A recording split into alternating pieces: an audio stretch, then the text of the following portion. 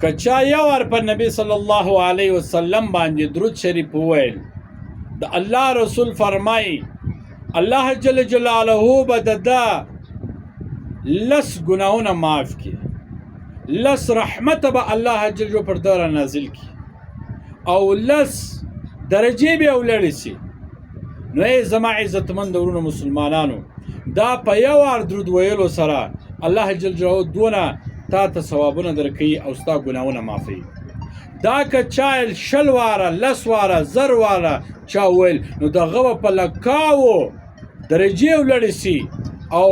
په لکاو الله جل به د ګناهونه معاف کړي.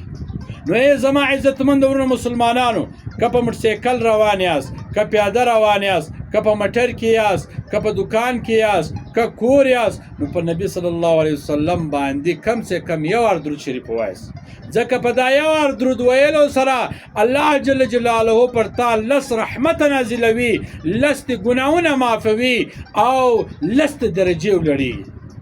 دا باید موږ تاسې دا هر ورځ وایو او هر درود چې ستاسو دی هغه وایه.